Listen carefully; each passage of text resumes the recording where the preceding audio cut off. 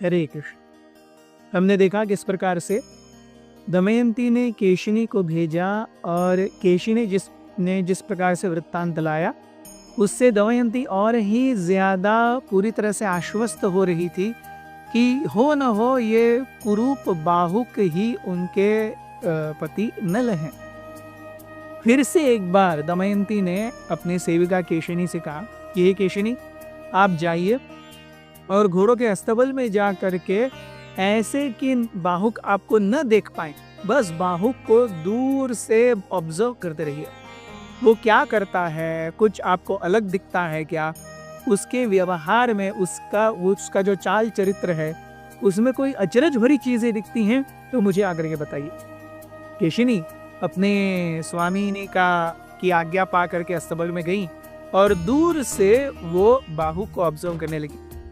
बहुत देर तक बाहुक के साथ रहने के बाद में जब वापस आई, उन्होंने दमयंती को बताया कि आज तक मैंने ऐसा कभी भी घोड़पाल नहीं देखा है। मैंने देखा कि घोड़े उसकी हर बातचीत को बहुत अच्छे से सुनते और समझते हैं। कोई घोड़ा जब भी बाहुक कुछ भी कहे उसे ना नहीं कहता और पूरी तरीके से अपने स्वामी का पालन करता है।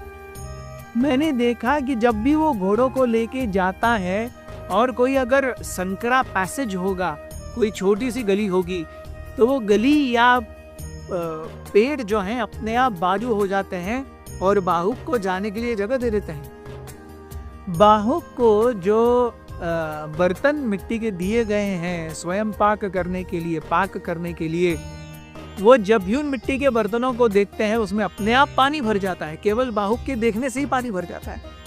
वो घास लेकर के ऊपर सूर्य को दिखाते हैं, उसी में से आग निकलने लगती है।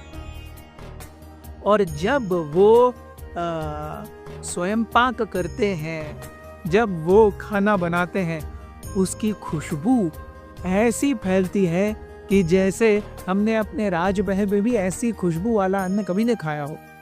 मैं तो उस अन्न की खुशबू लेकर के ही उस अन्न को खाने के लिए बहुत बेचैन हूँ।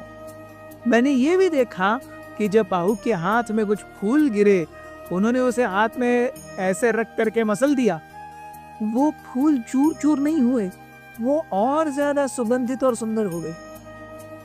ये सब मैंने जब देखा तो मैं तुरंत आपको बताने के लिए आ गई।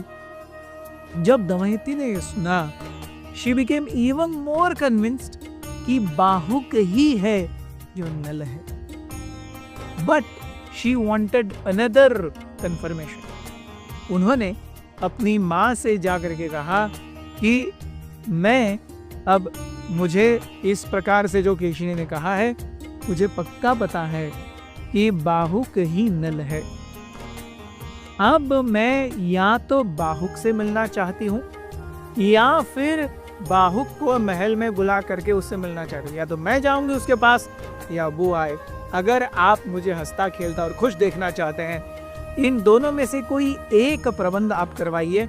इसमें आप मेरे पिता की इजाजत ले सकते हैं या नहीं, आपके ऊपर है। दमयंती की माँ ने जब ये सुना, वो जाकर के महाराज भीम से बात की और ये तय हुआ कि बाहुक को महल में बुलाया जाएगा। बाहुक जब महल में आए, सबसे पहले तो दूर से उन्होंने केशिनी से कहा कि मैं छुपी रहूंगी, आप हमारे बच्चों को लेके जाके बाहुक के सामने रख दीजिए। जब बाहुक अंदर आ रहे थे, वे तो जानते थे उनके ससुर जी का महल था, बट अल्टीमेटली जब उन्होंने अपने बच्चे और बच्ची, दोनों जुड़वा थे, इंद्रसेन और इंद्रसेना, उनको देखा तो उनको देख करके उनकी आंखों में से आंसू टपकने लगे। उन्होंने तुरंत भाग के इंद्रसेन और इंद्रसेना को ऐसे गले लगा लिया और फूट फूट करके रोने लगे। जब इस तरह रोने लगे तो उन्हें खुद ही थोड़ी देर बाद लगा, और वो धीरे धीरे पुटपुटा रहे थे, मेरे बच्चों, मेरे बच्चों, मेरे बच्चों।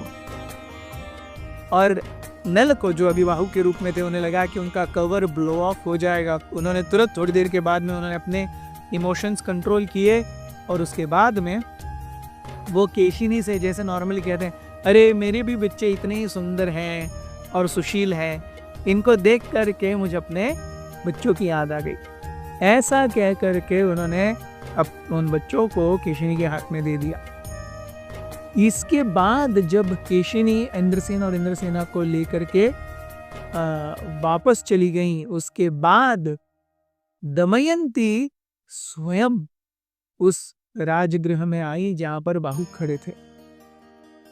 बाहुक ने जब इंद्र दमयंती को देखा, दमयंती ने जानबूझ करके वही कपड़ा, आधी साड़ी लाल रंग की जो नल तोड़ करके गए थे वही पहनी थी, और लगभग उन्होंने अपना हुलिया वैसे ही बनाया था जब नल उन्हें छोड़ करके गए थे।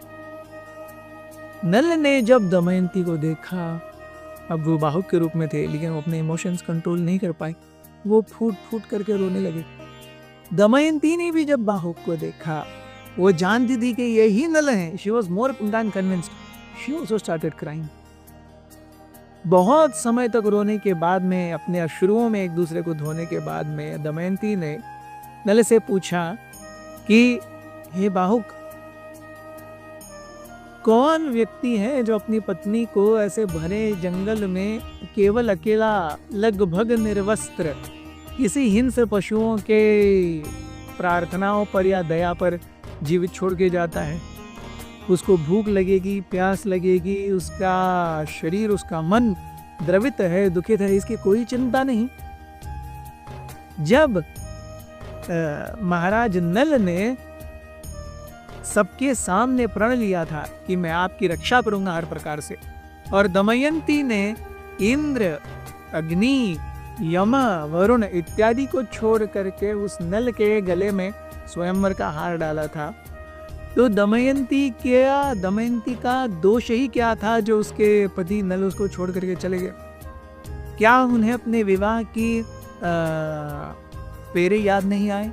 विवाह के वचन नहीं याद आए? क्या उन्हें ये नहीं पता चला कि दमयंती उनको खो करके कितनी विचलित होगी, कितनी ज्यादा वो अपने मन में पूरी तरह से बैठ जाएगी? और क्या नल अपनी पत्नी को ऐसे ही छोड़ करके खुश हैं? सही में खुश हैं? जब ऐसा दमयंती ने कहा, बाहुक और रोने लगे। He began crying, sobbing uncontrollably. He also replied.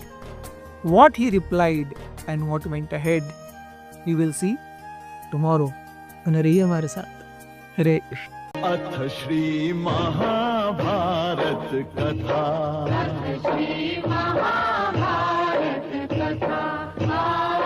Mahabharat कथा